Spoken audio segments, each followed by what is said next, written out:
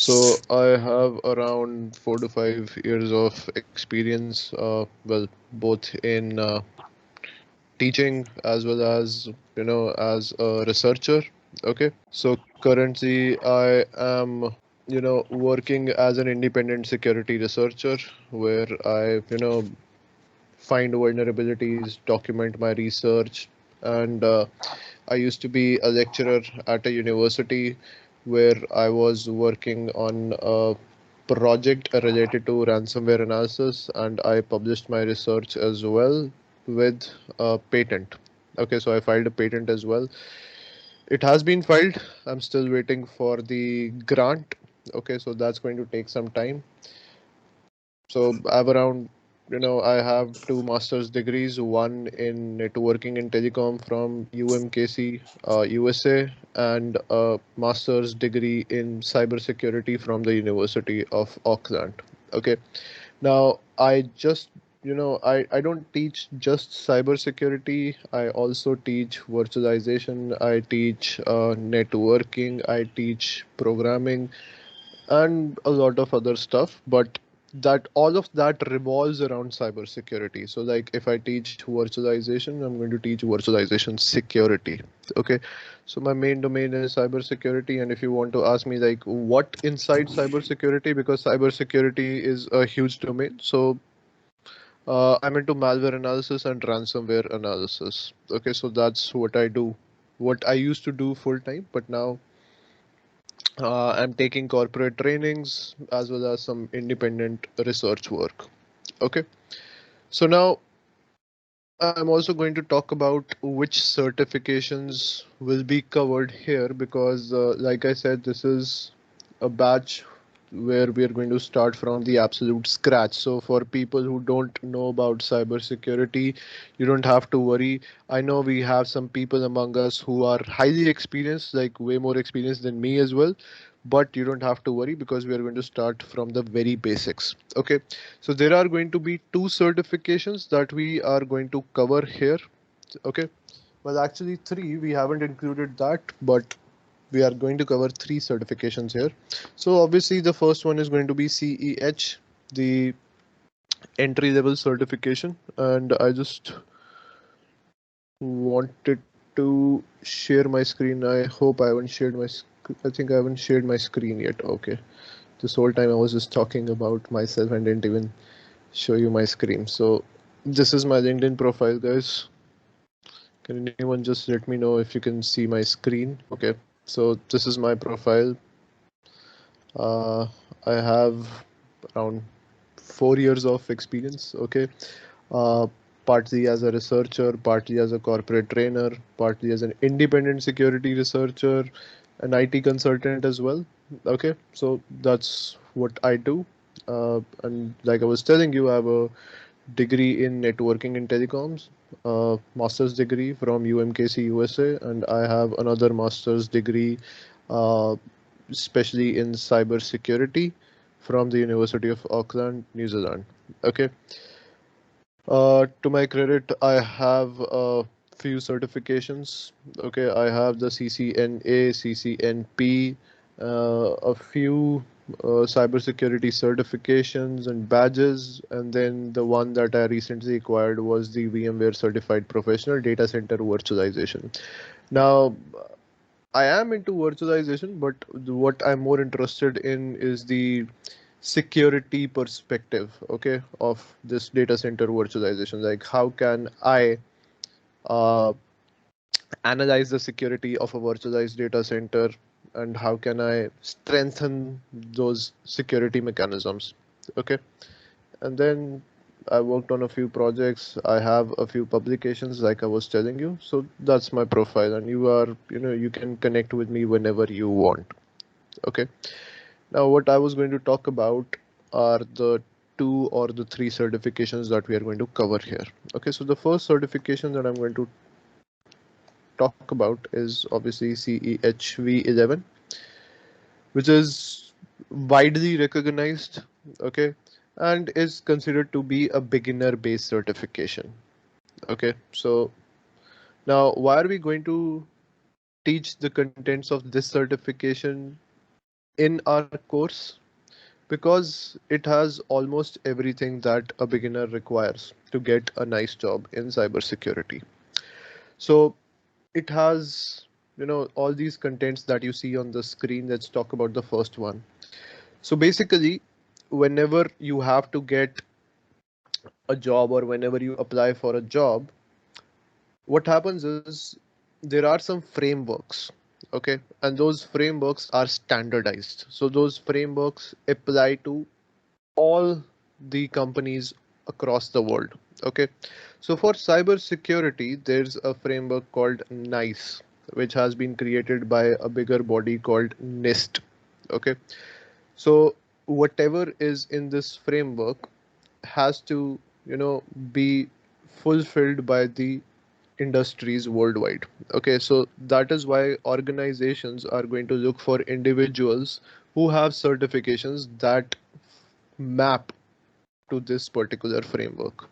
Okay, and then what else is there in the certification? uh, Earlier you had a certification called CEHV10. Now in CEHV11 you've got the latest technologies, you've got the latest attack vectors, so that you can understand how real world attackers, get their way or get past through, different systems, and how do they hack those systems. Okay, and then in addition to those attack vectors, those attack methodologies, there are some case studies as well. Why have they incorporated case studies? Because unless and until you relate to a real world example, you won't be able to understand that attack, or you won't be able to understand that concept. So that is why they have incorporated some new case studies as well here. Okay, and then earlier certifications, created by EC Council, were talking about the basic stuff like web app pen testing, malware analysis, network pen testing. But now, as you guys have seen, that the cloud is the next big thing. It is the big thing here in the IT industry. But ever since COVID started, there has been a lot of focus on cloud, and a lot of vendors have been giving away their cloud certifications for free because they want the IT professionals to learn cloud. Like, no matter if you're a beginner, no matter if you are an experienced professional, they tell you, like, you take this certification, you learn about cloud. Why? Because cloud is going to be future proof.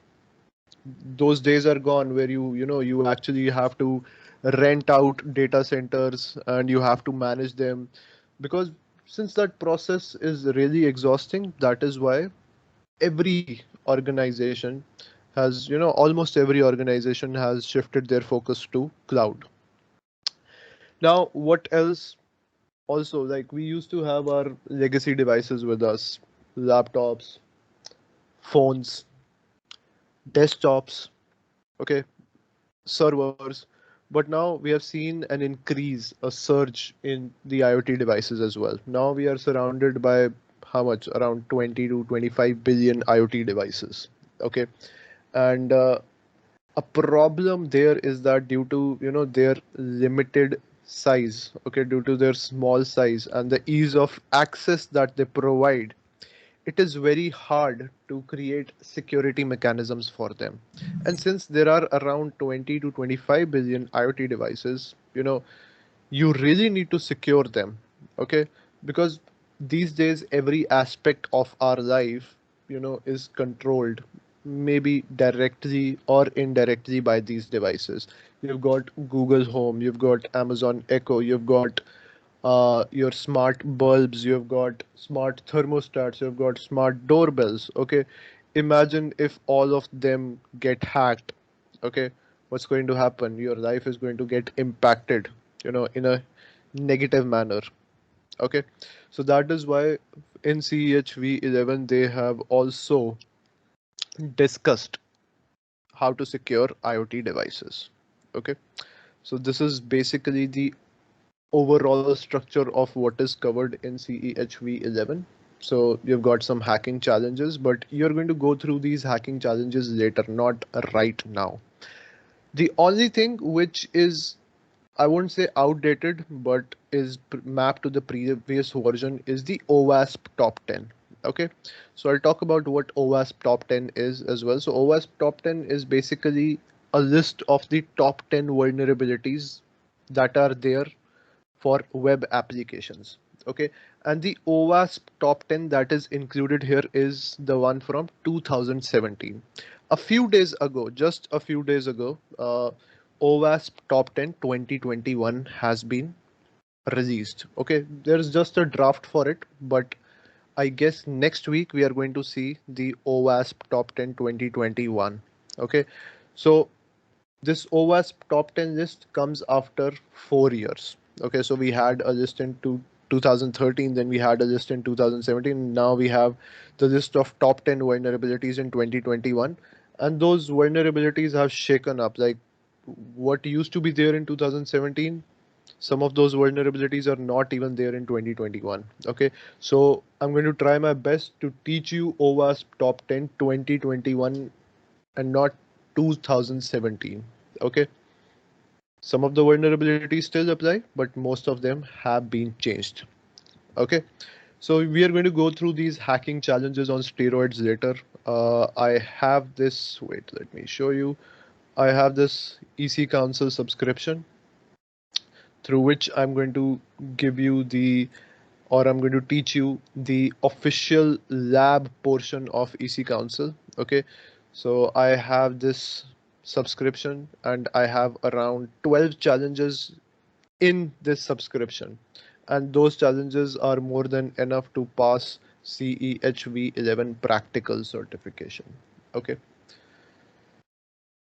then you've got the basic stuff, obviously, which was included in earlier certifications as well, but now in CHV 11 they're going to teach you malware reverse engineering. Okay, focus on cloud computing, what are containers, what are hypervisors, what is the difference between a VM and a container.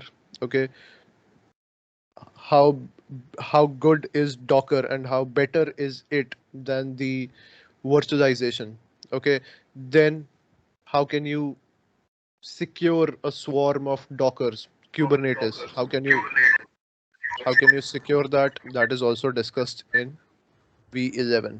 Okay, and then in addition to that, I told you we've got IoT devices, we've got the operational technologies. Now operational technology is basically the technology used in plants, industrial plants, where any small problem can lead to shutdown of the complete operation. Okay, so an example of operational technology could be uh, centrifugal plants or manufacturing plants where everything is controlled by a central machine. Okay, and if you are able to hack into that central machine, imagine the damage that you can cause to that complete manufacturing plant. So that is also included in V11. Now, I know a lot of you guys must be interested in hacking your neighbor's Wi-Fi, right? Everyone is. I was too. So at that time, we used to understand how Wi-Fi basically works. We've got WEP, we've got WPA2, WPA1, and inside WPA, there are different methods. Now, Hindi में बोल दो sir recently WPA3 has been increased.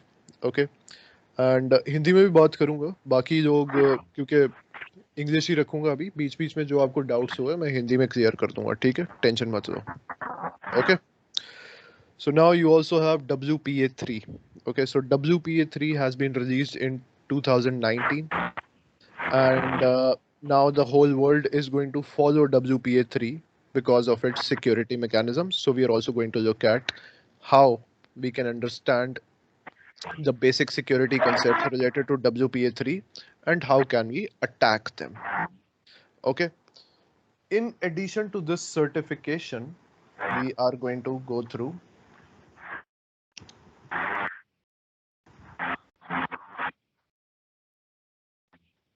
a certification called PMPT.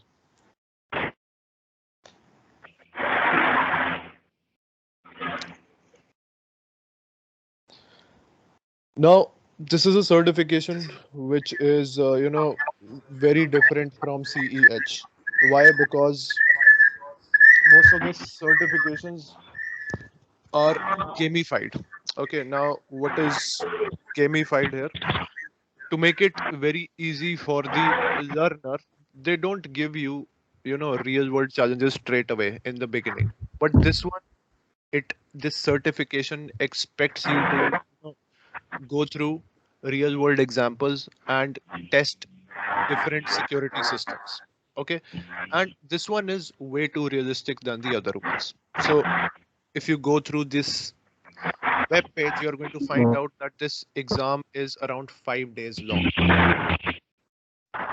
So, like I said, we are going to discuss different things as well. So don't worry. First, let me complete, guys. So yeah, I was talking about P and PT. Now, I told you that this one is different from other certifications. Why? Because here you're going to find realistic examples. Okay, and even in real world pen tests, you are given some time. Okay, so if you land a job in cybersecurity as a pen tester, your client will give you some time to assess their security posture. Okay, so what is going to happen in that case is you're going to get around 5 days where you have to go from the start. Okay, so there are different levels of pen testing. There are different types of pen testing. One is gray box pen testing. The other one is white box pen testing, where you have some information about your target. In this exam, you're going to go through the third method of pen testing, which is black box pen testing, where you have no idea about the security mechanisms that you are going to test. Okay, so you use different techniques like OSINT, external pen testing, phishing to get access into their system or into their networks, and then you proceed with how you can gain administrator access on that particular network or that particular system. So this is one certification which we are also going to cover. Now, you guys must be thinking like, are we only going to cover these three certifications or is it going to be something else? So our syllabus is designed in such a way that you can, after completing the course, you can easily take these three certifications. Okay, that's what I want to tell you. Okay, and then obviously one more certifications that is really good for beginners is EJPT. Okay, so EJPT is a completely practical certification. Now, what do I mean by completely practical certification? Here, you're not going to find any multiple choice based questions. You will be there in an environment for 72 hours. Okay. Uh, you will connect to the environment through a VPN. Okay. It will be a private network to which you will be connected to. And then you have around 20 points that you need to get in order to pass this certification. Okay. Now, the name here is junior penetration tester. So as a junior penetration tester, they don't require you to write lengthy reports about what you found or what you didn't. Okay, they just want you to submit the challenges once you are done.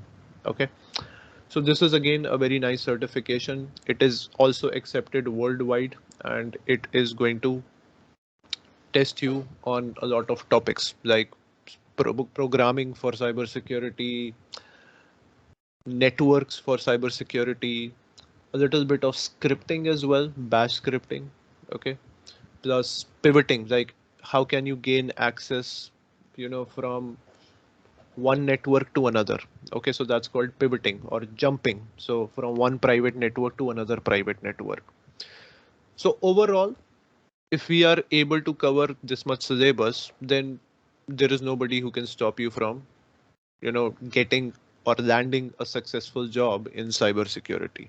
Okay, so this was about pen testing certifications related to offensive security. Okay, offensive security, which means here you're trying to attack, but there are some people among you who want to go for some defensive cybersecurity certifications as well, right? Because I interacted with some of you and you want to understand how malware works, how can you analyze malware. So for the defensive portion of this course, because this course is divided into two portions, the first 40 hours we are going to go through offensive security, and the next 40 hours we are going to go through defensive security. Okay, so there is a certification for defensive security as well, which is security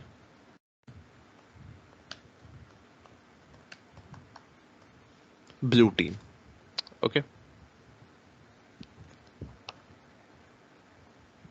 so with the syllabus that we are going to cover, again, you can easily take this certification, which is security blue team level 1 certification.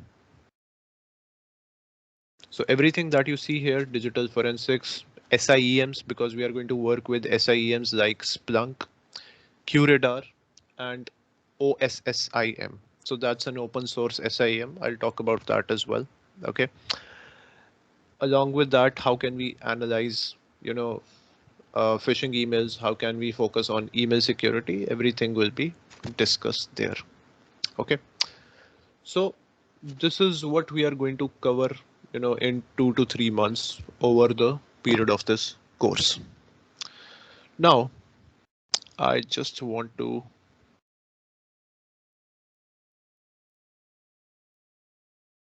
create a bifurcation for all of you so that you know what we are going to cover. Just give me 1 second. Let me take this pen here.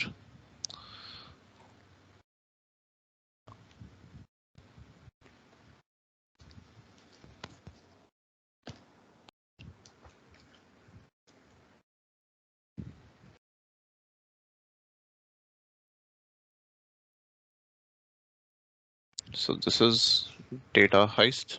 Okay, the name of our course.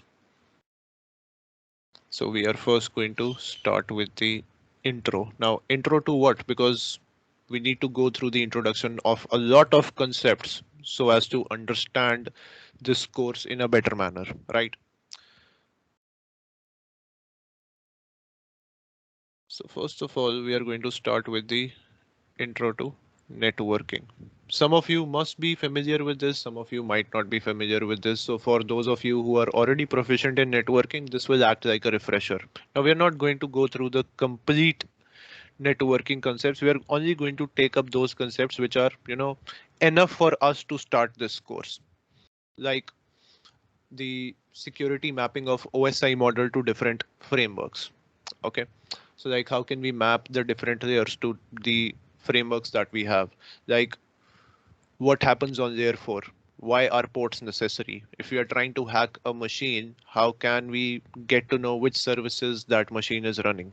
Okay, so all that will be covered in this portion. Then we are going to go through the introduction to programming. Now, obviously, programming is again a huge domain, so we can't really cover programming. So whatever I'm going to teach you, that is again going to map to cybersecurity. For example, how can we run simple Python scripts to scan the open ports? How can we write simple JavaScript, code to test for cross-site scripting attacks? How can we, if we are not able to write such code, how can we look efficiently on GitHub for such kind of scripts or such kind of exploits, which we can modify a little bit to our liking so that we can attack properly? Okay. Or if we are trying to fix a rule, okay, suppose you are working on an IDS or an IPS, how can you use a particular rule which is pre-written and you can modify it according to your needs? So all that will be taken care of in this portion. Okay. Once we know all this, then we are going to start with offensive security. Now, why offensive security? Because I know most of you are here to go through the thrill of hacking into machines, hacking into networks, hacking into web apps, right? So that is why we are going to start with offensive security first. So once we understand the mindset of an attacker, then we are going to make a transition into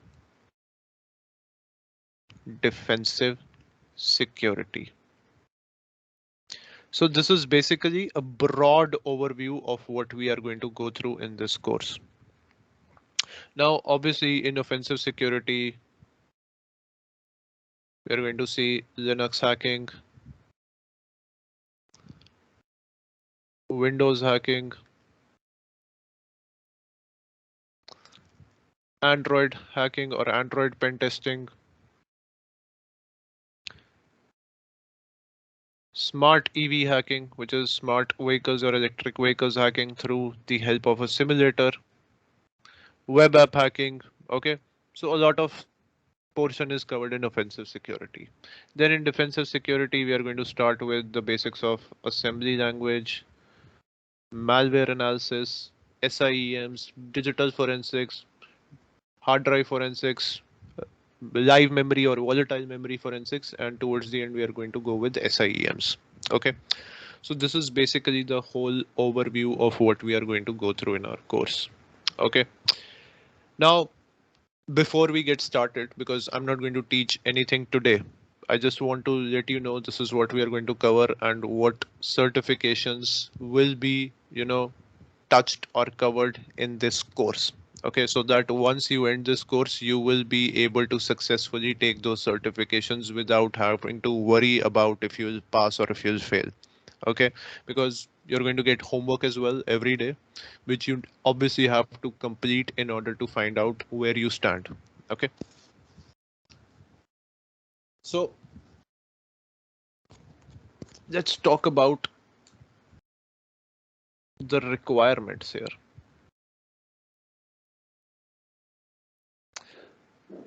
Again, like when we had our previous sessions, people had this question like, do you need to be proficient in programming in order to start with cybersecurity? Not really, not really. But if you know programming, that's a plus point. Experience is definitely a plus point. Now, you guys must be so for those of you who are working as cloud engineers, you must be knowing about IAM, like how can you set those different policies? How can you provide access to users and groups? Okay.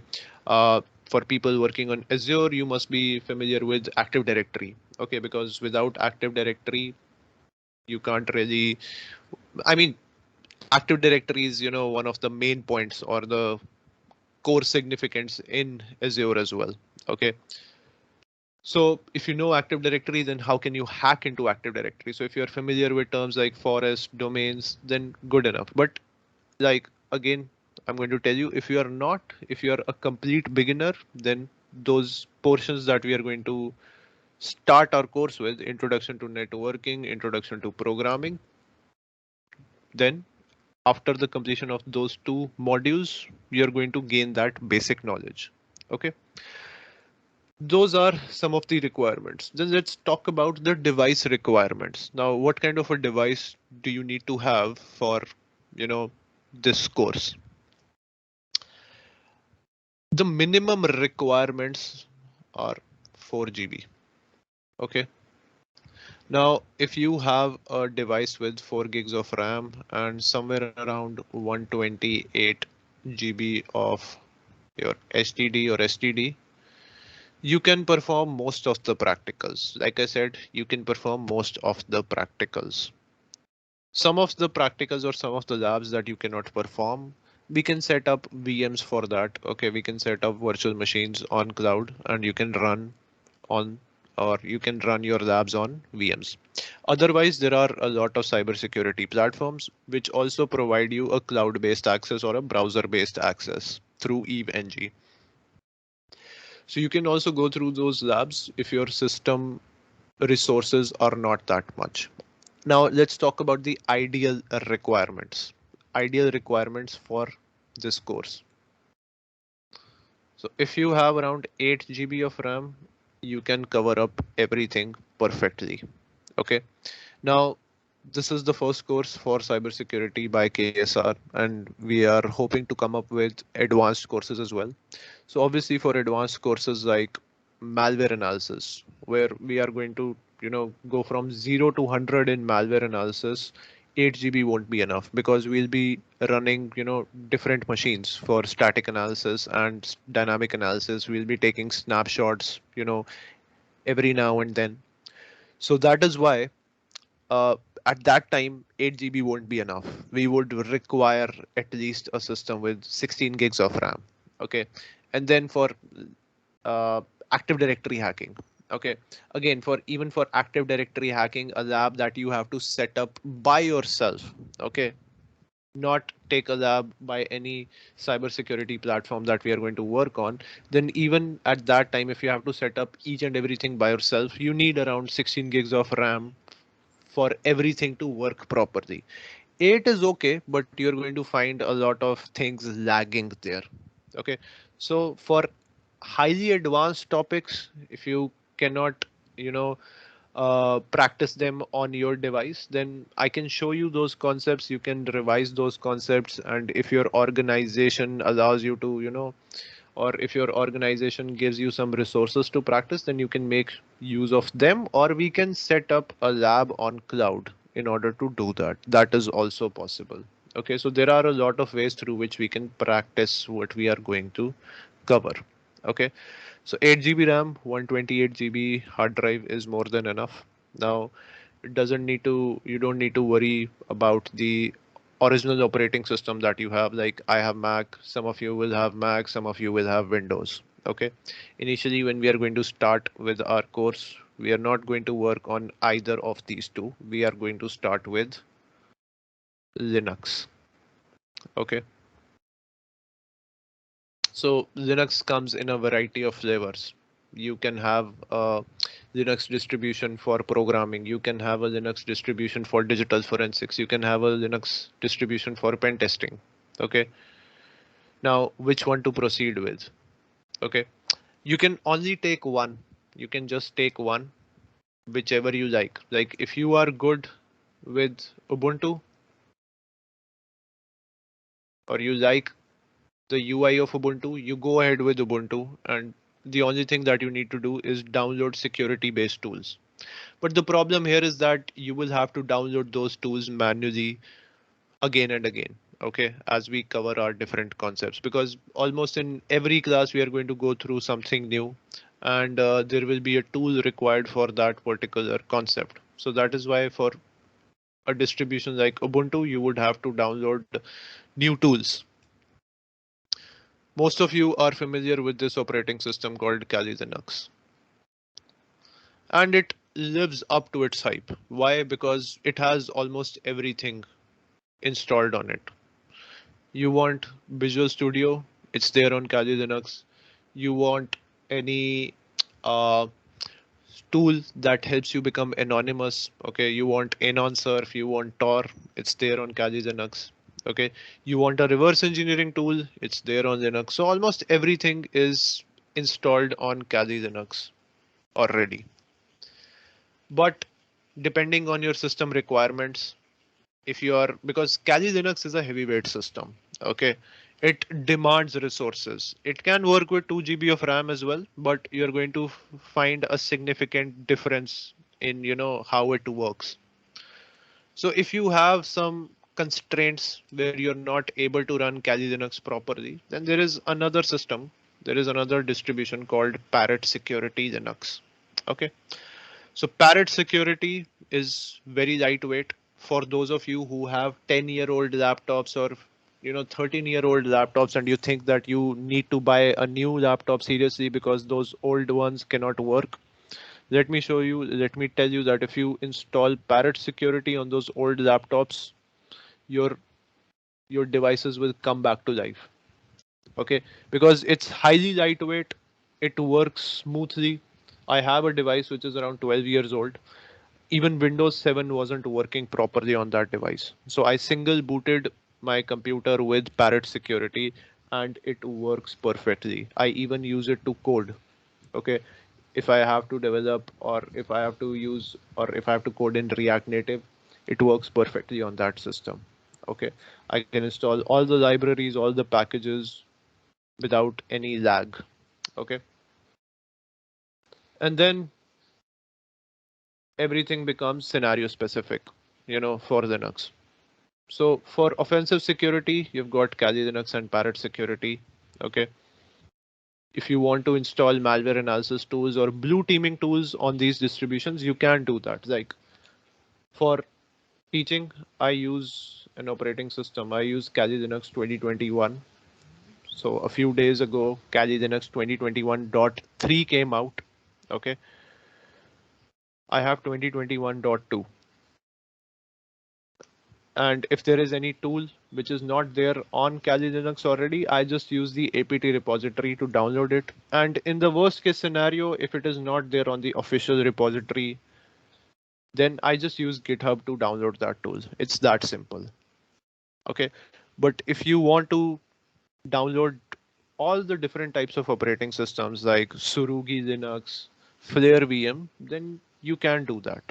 It's just dependent on how powerful is your own device. If it's not that powerful, even one operating system can do. Okay. But if it's powerful, you can install as many VMs as you like. Okay. So like this is Kali Linux. I'm sure that some of you would have worked with it.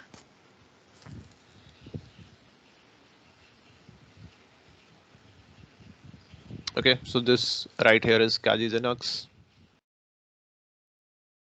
If you're unable to find a command, or if you're unable to, understand the command line terminal, then you also have GUI, just like Mac OS and Windows. So you can work your way around Kali Linux through GUI as well. And some of the tools that are already here, okay, some of them work on GUI, okay, graphical user interface. For those of you who are not proficient in command line terminals, like if you don't know basic commands like ls or cd, then obviously you're going to face, some hard time while learning these commands. Okay, but initially we are going to talk about the Linux distributions as well. How can we learn basic commands? Okay, now you don't have to learn each and everything in order to, learn cybersecurity. Basic commands will help you out. Like how can you change directories? How can you list out the contents of a particular file? How can you analyze the strings inside a binary? So there are, short and crisp commands. If you can't remember them, then I can give you a cheat sheet for that, and you will be okay with that. Now, this is for the portion on offensive security. Okay. So for most of the labs, we require an operating system like this one. Okay. Either Kali Linux or Parrot security.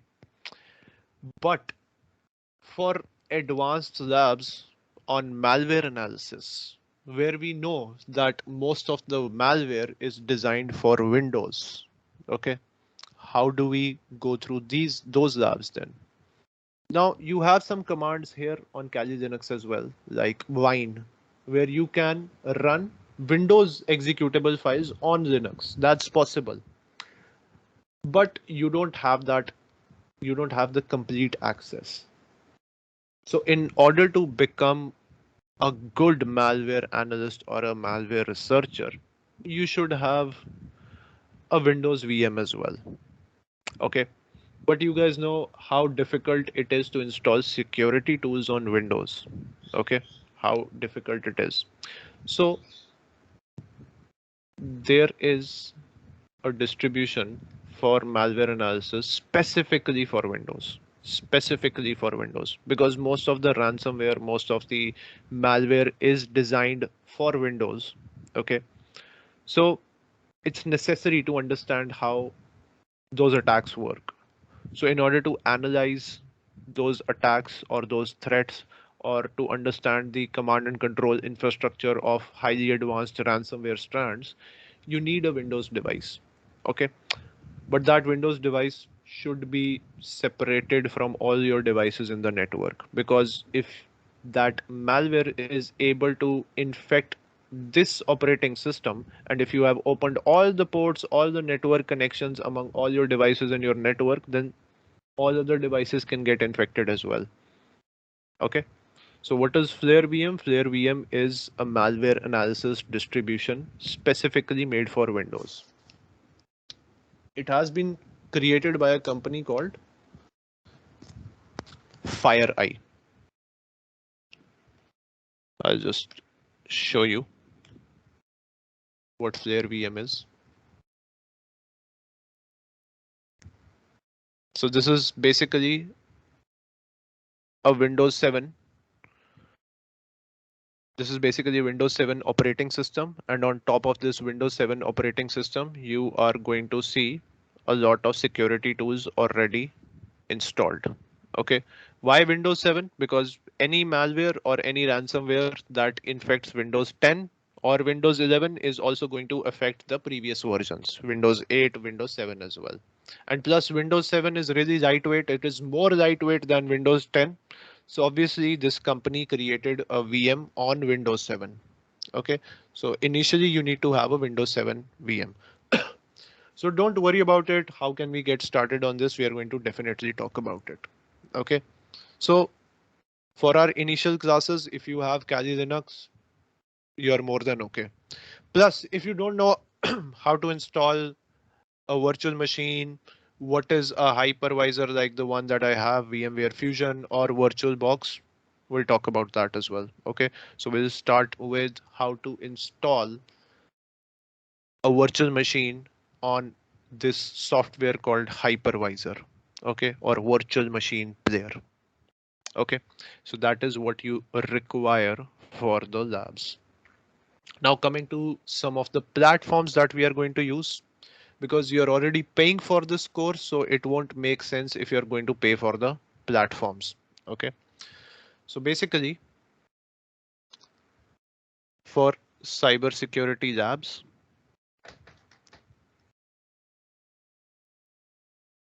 you have two options.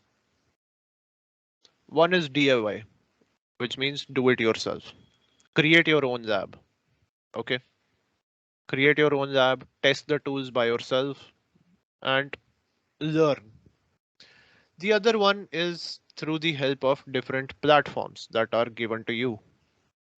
So these platforms give you different scenarios. Okay, these platforms give you different scenarios. And what kind of scenarios? All kinds of scenarios. If you want to learn web app pen testing, you've got platforms for that. If you want to learn malware analysis, you've got platforms for that. If you want to learn IoT security, there are platforms for that. Now you must be thinking like, if I have to learn IoT security, then I should have hardware with me as well.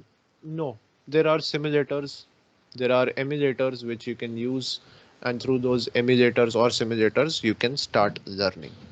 So throughout this course, we are going to work with different platforms. We are also going to set up our own labs. We are going to design vulnerable virtual machines as well, so that we can attack them. So that would be more like a group project that I will assign all of you guys. Okay, so we've got some platforms here, like, let me show you. So there is a platform called TryHackMe. Okay, so this platform is one of the best cybersecurity platforms in the world. Why? Because it has been made for the beginners. Okay, so let me just show you. Just let me log in here. Or what I can do is I can go to this platform via Kali Linux, because that's where I use this platform.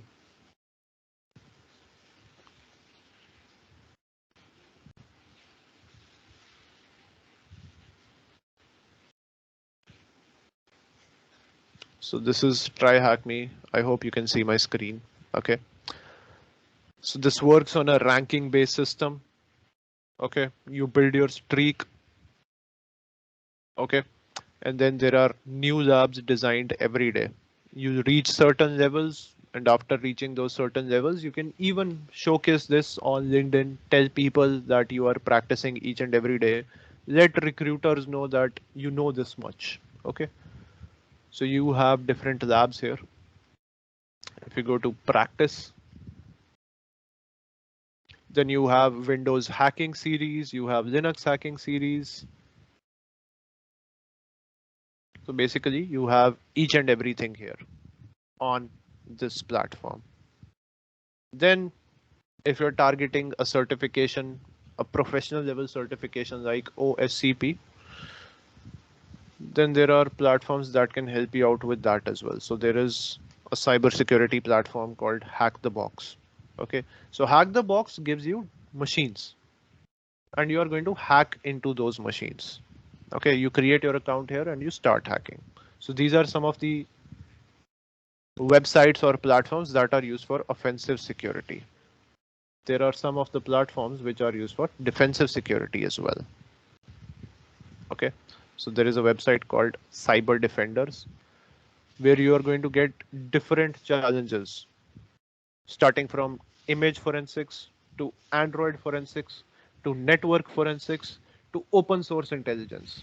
Okay, so you have each and everything here from malware to browser forensics.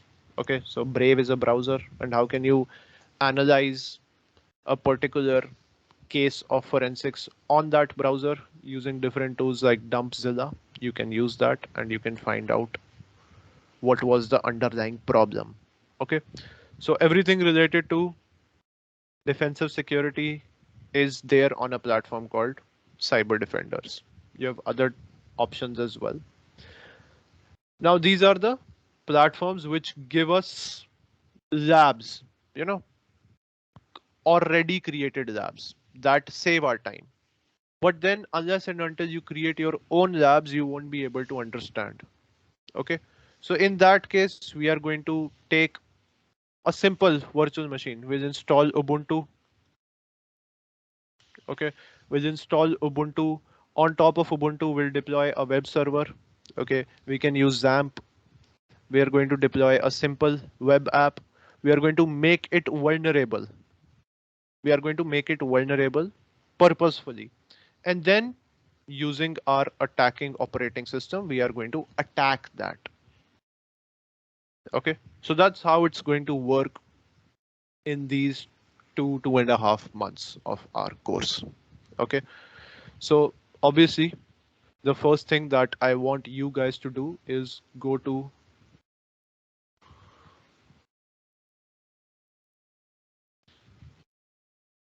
Google Kali Linux. When you go to Kali Linux, you're going to get this result. Okay, it's going to be kali.org. You go to Kali Linux, you go to download, and you download this virtual machine. Okay, you download this virtual machine. That's all I want from you guys today. So tomorrow when we start with our labs, when we start with the basic concepts related to networking, related to Linux, related to programming and scripting, we'll use this operating system. Okay, so just download this. That's all I want you to do. Download this, and in addition to this, because you're installing an ISO file here, you require a virtual machine player as well. So you can install virtual box. Okay, so you go to download section and you download the virtual box for your own operating system. So for Mac OS, you use OS X host. For Windows, you use Windows host. So what I'm going to do here is I'm going to share both the links with you guys so that you have this with you. And when we meet tomorrow, you already have the required components for our class. I'll stop sharing my screen and I'll start sending the messages here. Yeah. So I have just sent out the link for VirtualBox. What else do we require? We require Kali Linux. So we don't have any option to view the chats. Yeah, there is. I went to meeting chat and I'm writing these charts. Are you guys not able to see that? No, I'm not able to see. I don't know about that. Wait a second. Wait a second. Yeah, nothing to see this, sir. Just. Hey!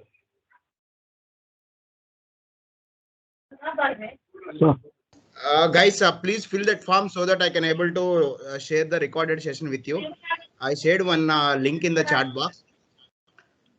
Murli Krishna, Murli Kumar, Mani Kumar, Ajit, Dishyanth, Bharat, Raj, Rajshekar, Uday.